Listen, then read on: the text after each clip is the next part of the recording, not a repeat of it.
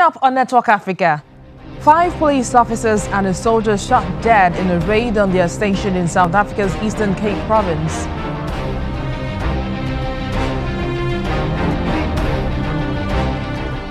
DR Congo's President Joseph Kabila appoints Secretary General of his political party, Henry Sekanye, as Interior Minister.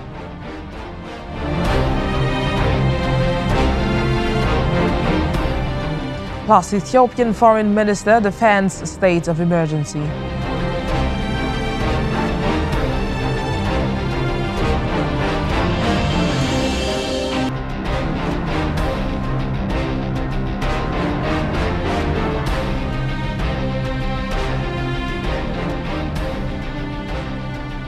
Glad you could join us on the program. I am BC Adebayo. Let's begin in South Africa, where 5 police officers and a soldier have been shot dead during a raid on a police station in the Eastern Cape province.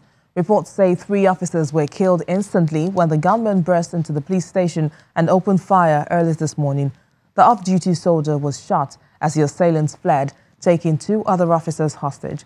Their bodies were later found 6 kilometers down the road. According to a government statement, both men had been shot in execution style. The police do not know the motive for the attack, but the suspects are known to have robbed a cash machine shortly before the attack. The gunmen also took 10 firearms and a police van from the station.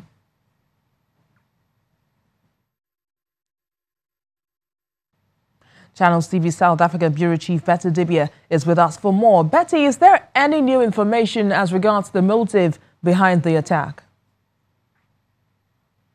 Well, according to the police minister, nothing definite has been said, but we understand that the main target was the firearms. 10 firearms, as we said, were taken from the police station, but the 5 people who 3 were shot, 2 were taken away because the robbers were fleeing with the police van. They also vandalized an ATM machine close by.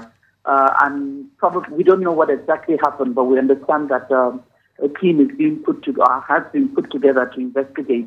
The parliament called it a national tragedy, and we hope that they're speaking to eyewitnesses as well to find out what may have happened early this morning and later when the 2 policemen were shot. They took them as hostages and shot them. Probably there was an altercation. We're not yet sure. But we understand at the station, 5 female policemen were locked up while the shooting of the other 3 happened before they now fled with the 2 in the police van, which has been recovered. Now, with the 2 policemen that were killed in execution style, it appears the attack was majorly about the police. Has there been any major feud between criminals and the police in South Africa recently to have triggered this? I wouldn't say it was majorly that the attack was targeted at the police, but in the course of the firearms being taken is a government property. Probably there was an altercation, but we know that policemen, Metro Police and National Police, they've been on the firing line as well, criminals. On the surface, we know that criminals and police don't get along. We don't know what happens behind the scenes, but of course, the policeman is out there to stop the criminal. So there's always friction. Sometimes they're lured out and they're shot in the country. The crime rate is quite high in different parts of the country. So we're yet to confirm what exactly happened, but it's a problem here. High crime rate and policemen, both Metropolitan Police and the National Police, sometimes they get lured out to get shot. Sometimes in the course of fighting crime as well, they get shot. Now, the police definitely has been tackling crime in South Africa, but it appears to be, we're talking about the crime rate, it appears to be on the rise. What could be responsible for this, and what are the security agents not doing right?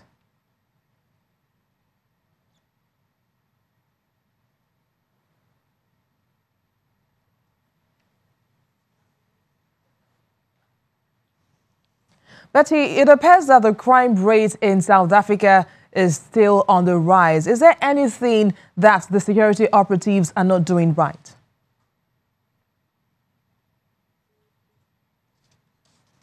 Okay, we seem to have lost Betty there. Well, staying with South Africa, a civil rights group, AfriForum, has asked the highest court to quash a rule signed by former President Jacob Zuma that says evidence produced at a judicial inquiry into allegations of influence peddling cannot be used in a criminal case. The course, which was signed by Zuma on February the 8th, will govern the inquiry that will focus on allegations that Zuma's friends, the Gupta's family, had influenced the appointment of ministers and the award of contracts by state firms. AfriForum has filed an application at the Constitutional Court to set aside that clause, which it terms unlawful and unconstitutional.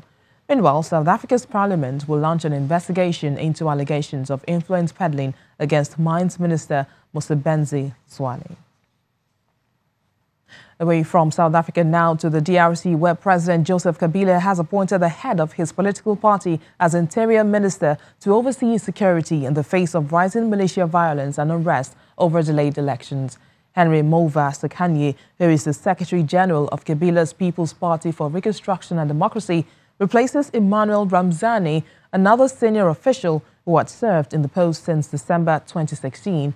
Local media reports that the reason for the change was not immediately clear. Kabila's second and final constitutional term expired in December 2016, but he's refused to step down or commit not to change the constitution to allow himself to stand for a third term in an election currently scheduled for this December.